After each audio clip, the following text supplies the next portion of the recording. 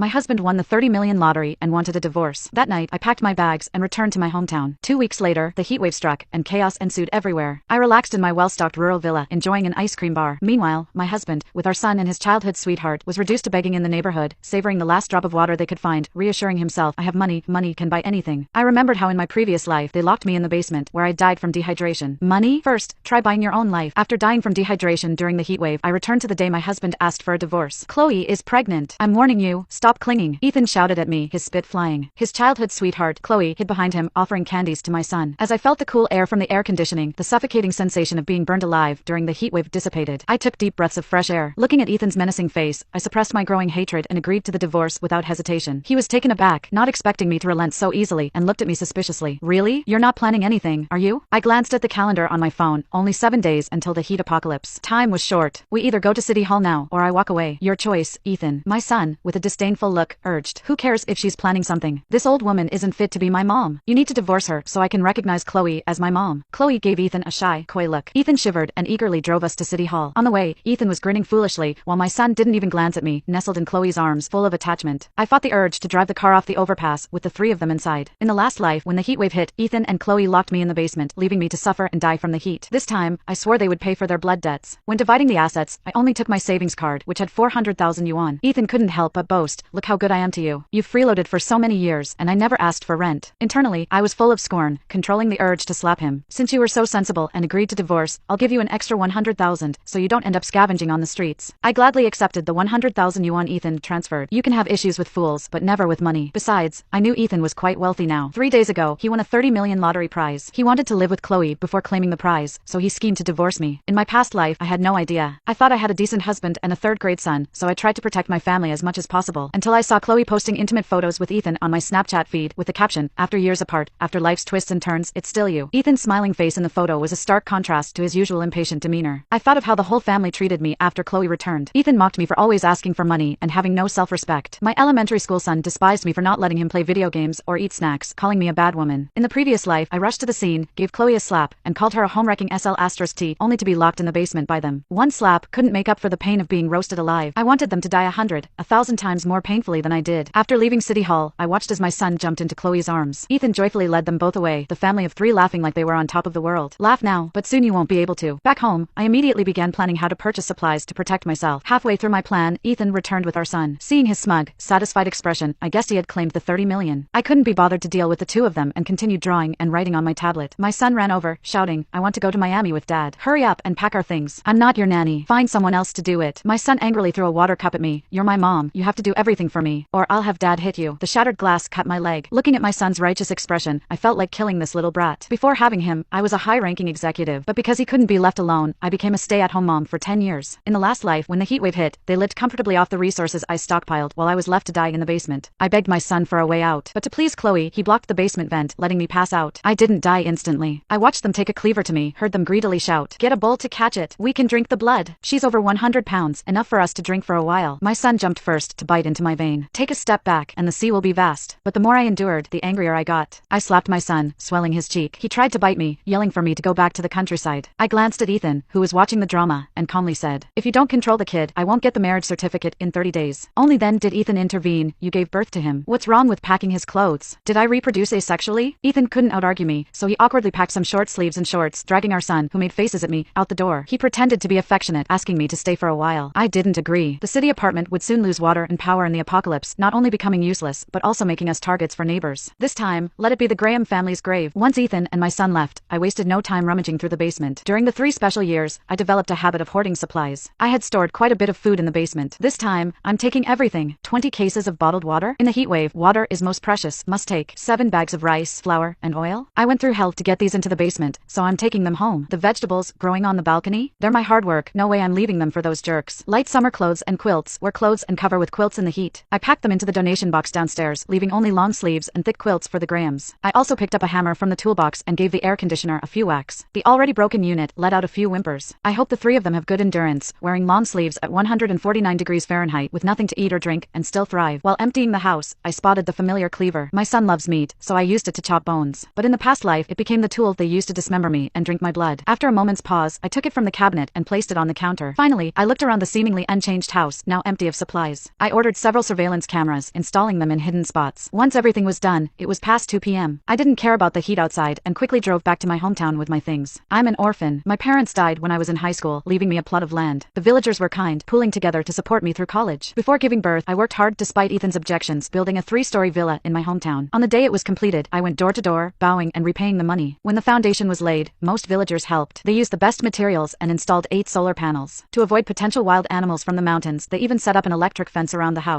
Afraid I'd neglect it for long periods, the villagers planted vegetables and dug a well, maintaining it often. Even though it was 95 degrees Fahrenheit, I stood in the garden full of fruits, laughing out loud. Thanks to my stubbornness back then, this well-equipped countryside villa by the mountains is my strongest support against the heat apocalypse and my hope for rescuing villagers. With a week left until the apocalypse, I began checking the villa's hardware. I contacted workers to install a water filtration system and bought several home-use large batteries and power banks. Even if the solar panels broke, I could manage with self-generated power. Enough cooling sources were needed. Though the house came with a complete ventilation system, I bought 7 or 8 stand fans, pairing them with humidifiers to ensure comfort during the apocalypse. With just a week left until the apocalypse, I began assessing the condition of my cottage's hardware. I reached out to workers to set up a water filtration system and purchased several large home batteries and power banks. This way, even if the solar panels fail, I can still rely on alternative power sources. I also need sufficient cooling options. Although my house is equipped with a complete ventilation AC system, I wasn't completely reassured, so I bought 7 or 8 stand fans and matching humidifiers to ensure I can stay cool even after the world ends. The home freezers weren't enough. I bought an entire row of commercial freezers from the shelves, placing 3 on each floor of the basement. Thankfully, my house is spacious enough, so storing all this equipment didn't make it feel cramped. After reviewing my home's layout, I ordered 5 extra large water barrels for home fish tanks, a row of breeding cages, and a set of indoor gardening tools. I arranged for the workers to deliver these the next day. After purchasing all these items, I found myself out of money. I didn't hesitate and quickly downloaded loan apps on my phone, borrowing nearly $1 million from them. By the time the water filtration system was installed, it was already late at night. I hastily ate a meal and lay in bed to rest, preparing for the challenges ahead. The next day, I started stocking up on essentials. Not knowing how long the extreme heat apocalypse would last, I bought items focusing on quantity rather than cost. At the market, I purchased dozens of cattle, sheep, pigs, and chickens, asking the vendors to butcher and sort them. I also bought a batch of easy-to-raise rabbits and Chinese quail, planning to keep them in a small compartment on the 3rd floor as fresh meat reserves. I stocked up on heat-resistant vegetable seeds and fertilizers in large quantities. With more time on hand, I rushed to the wholesale supermarket. I got 400 pounds each of rice and flour and ordered 500 barrels of bottled water. Various seasonings were tossed into the shopping cart by the box. I also bought a lot of instant rice and mini hot pots. In case cooking wasn't possible, these could still provide sustenance. Considering there was still time before the apocalypse, I ordered dozens more boxes of snacks, drinks, and fruits, along with various daily necessities and kitchenware. I practically cleared out entire shelves. The cashier was shocked at checkout, so I told him these were for donations. He then happily arranged for a vehicle to deliver my supplies back to the village. After leaving the supermarket, I went to the local fish pond. I bought 10 each of 5 easy-to-raise fish species, as well as some fry, planning to throw them into the fish tanks for breeding. Passing by a clothing store, I packed up lightweight quick-dry clothes and some winter clothes for unforeseen needs. Lastly, I headed into a pharmacy, buying dozens of boxes of every type of medicine, especially those targeting heatstroke, dehydration, and mosquito bites. Driving a 7-seater, it took me 3 trips to move everything back home. After finishing all this, I opened my phone to check on Ethan's family. Opening social media, I saw Ethan's close-up. It was clear they were having a great time in Miami, staying at a luxury hotel that cost thousands a night and enjoying freshly caught seafood. Even their son received a full set of electronics from Chloe. Watching the 3 of them so carefree, I couldn't help but smile with a sense of detachment. Enjoy your last grand celebration.